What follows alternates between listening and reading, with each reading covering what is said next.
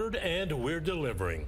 A COVID-induced hiatus prompted countless phone calls and emails asking us to bring back Lubbock's most watched news segment. So tonight, Food for Thought is making its return back for a second helping.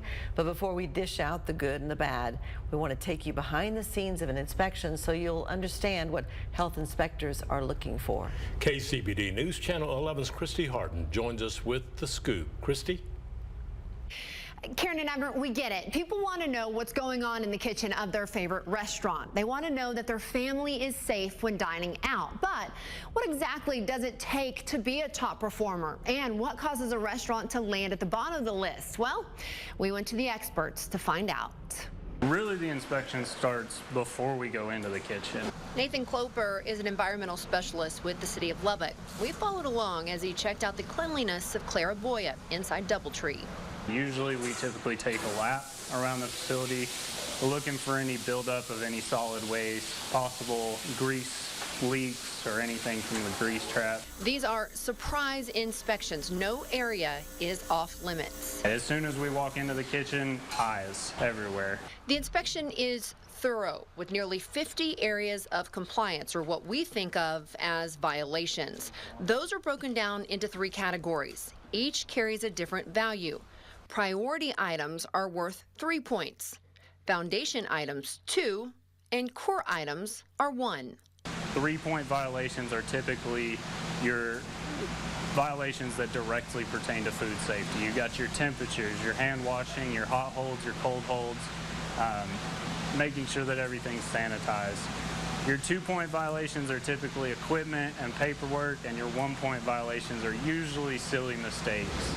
A perfect score is a 100. Each violation is subtracted from there. And if a restaurant scores below a 70, they're forced to shut down for 24 hours.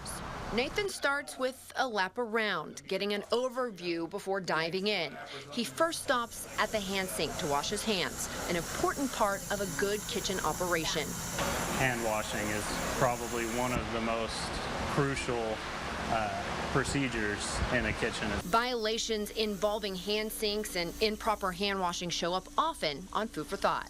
If they're using a hand sink as storage or as a dump sink, it really increases the possibility of contamination. We don't want the place that we're cleaning to be the source of bacteria. Another breeding ground for bacteria, your food itself. Temperatures are crucial for food safety. So is proper date marking.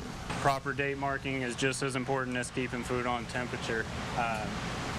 If you're holding food for longer than it's supposed to be held, the rate of bacterial risk goes up exponentially. So checking that they're properly date marking the prepared food is very crucial as well.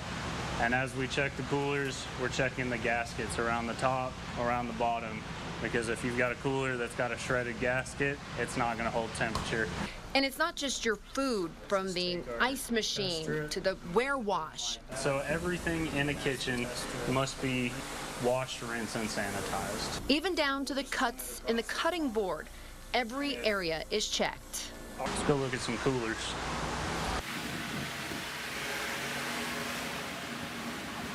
In here, Nathan checks to make sure the equipment is working, it's cleaned and maintained, and items are stored correctly. Different foods have different cook temperatures, so it has to be stored properly in order to prevent that cross-contamination if it were to happen to leak down onto the shelf below it. He also checks those temperatures and date marks. And they're doing a very good job. Each routine inspection takes at least an hour, longer if violations are found. It's very difficult. It's absolutely very difficult. Chef Antonio Pena knows the recipe for perfection and how much work it takes. Getting a perfect score is pretty hard, just for the simple fact that there is so much to do in the restaurant business, from the dish to the floors, to the temperature controls. It's a full-time job. He says it's full circle. The quality of the food and the quality of the kitchen go hand in hand. We bring in fresh seafood 3 times a week. We have to make sure that the temperatures are right, that we're using the right cutting boards, that we're sanitizing everything after we're done. So all those little details go into how that dish is created and comes out to our guests.